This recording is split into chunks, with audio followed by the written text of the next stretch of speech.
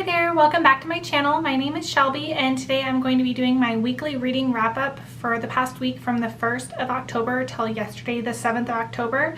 I read a total of 7 books and I wanted to quickly go over my thoughts about them. I'm going to link my Goodreads below so you guys can see my reviews if you're interested or want to be my friend on Goodreads.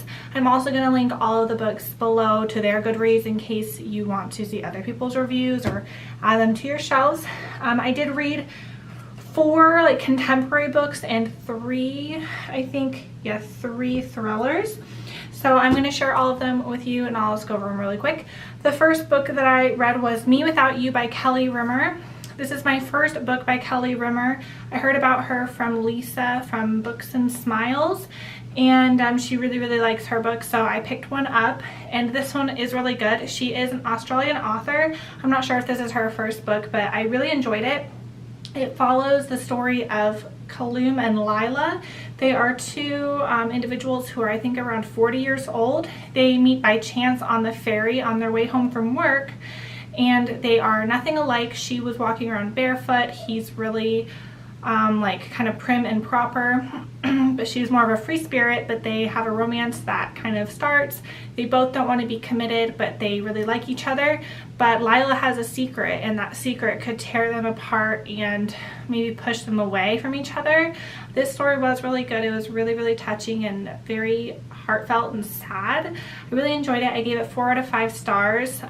Lila was not my favorite character, so that's why I didn't give it 5 stars, but I really did like Kaloum.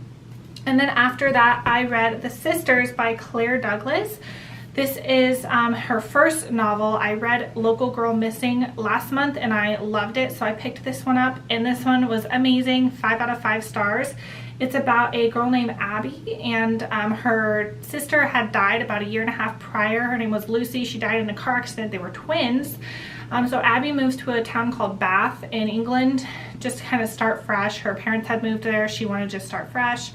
And she met a girl named Bea who looked just like Lucy, and she felt drawn to her. And so she kind of struck up this friendship with her. And not only did she look like Lucy, but Bea was also a twin, but her twin's name was Ben, so they're fraternal twins. And Abby and Ben started to have a romance kind of relationship going on. And then weird things started happening. Letters from her sister started going missing. Things with Bea just were going weird. Bea was going hot and cold and playing kind of cat and mouse with her. It was just all around weird, and she didn't really know what was going on. This book just had me so invested. I wanted to know what was happening. My heart was thumping, and the ending, just the twist at the end was just crazy. The very last couple of pages, you think you know everything, and then it's just crazy. So I highly recommend this. I really liked her other book as well, but this one was equally as good. So yeah, I cannot wait to read more by Claire Douglas. I just love her books. And then the third book that I read is The Edge of Always by J.A. Redmersky. This is the follow-up book to The Edge of Never. So I read that one last year and I loved it. I think I gave it 4 stars or something like that. This one I did not enjoy as much. So it is the same couple, Cameron and Andrew. So they had met in the first book and became a couple, and so it's basically right after that they had gotten engaged, and then they found out they were having a baby. So it's basically them starting their life together, but then something bad happens and they're going through grief and basically having to deal with that together, considering they only had just gotten together 5 months ago. Cameron starts not handling the grief very well, and so Andrew's having to find ways to make her, herself again. So they go on this road trip adventure, and it kind of reminds them of why they got together in the first place. So I didn't really enjoy it as much. I didn't like the characters as much. I don't feel like they're fleshed out. I couldn't really imagine, what they were thinking as much, and I don't know, it was okay. I gave it 3.5 stars. So it was really enjoyable, but I'm glad that duology is over. And then after that, I picked up another Karen Slaughter book because I've been loving her lately, and this one is Blindsided. So it is the first in the Grant County series, so I think this might be her first publication. I'm not exactly sure, but she has 2 series, and this one, they kind of overlap, and I think you're supposed to read this one first. And this was not a disappointment. This was absolutely amazing. It is about a lady named Sarah, and she is a pediatrician in Grant County. I think the town is called Hartsdale. Yes, and she's a pediatrician but also a part-time coroner, and one day she finds one of the town residents in the diner's bathroom completely like murdered. She dies in the bathroom, and then she basically reports it, and she has to do the autopsy for it because she's the coroner, but it forces her to work with her ex-husband Jeffrey, who is the chief of police. So they basically had to figure out who did this, and the murder seems to be like religious in nature because of how it happened. I don't really want to say how, but something happened and it makes you think it's religious in nature, and then someone else gets murdered and it's tied to it, and it ties to Sarah's past. So it was a really, really good book, and it is really gruesome. So just like Pretty Girls, you know, you have to be okay with that if you are interested in it. Highly recommend. I can't wait to finish this series. I did give it 4.5 stars. I didn't give it 5 because I liked Pretty Girls a little bit more, but this is still really, really good. And then after that, I picked up All Your Perfects by Colleen Hoover. This is the only one by her on my shelf that I hadn't read yet, and I think it came out earlier this year, so it's her newest release, and this was amazing. I gave it 5 out of 5 stars. This is a little more of an adult novel to me than some of her other books. It is about a married couple, Graham and Quinn. They met about a decade ago. They were both actually dating other people. Quinn was engaged and Graham was dating someone, and they met outside Quinn's fiance's front door because both of their spouses were in there having an affair together.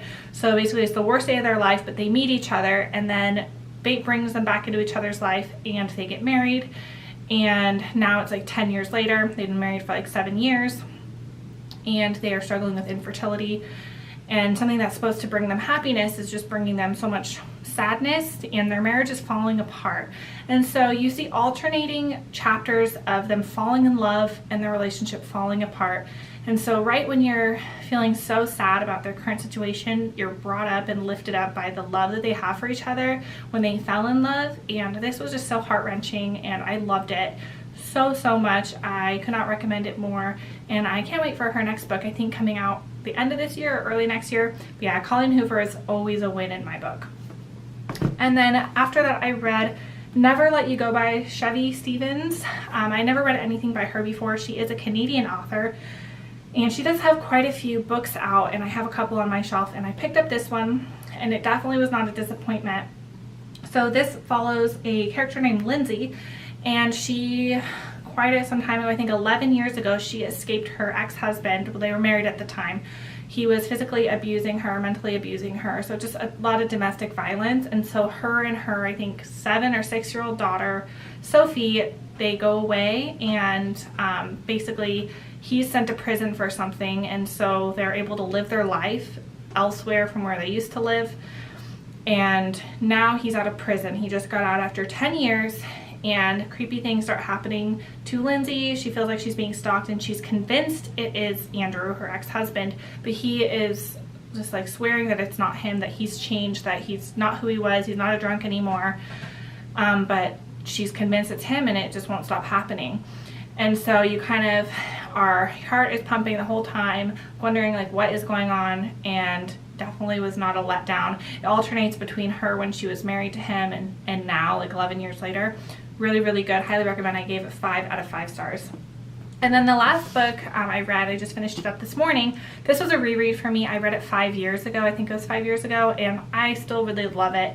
It's called Can You Keep a Secret by Sophie Kinsella. I just picked this up because I remember it being one of my favorites and a really just feel-good book and really funny, and it definitely is still that. It is about a girl named Emma, and she's in her mid-20s. She works for like a marketing assistant, and she really wants to get promoted. She's on a business trip, and it does not go well. She hates flying, and so she drinks a lot of alcohol before going on the plane.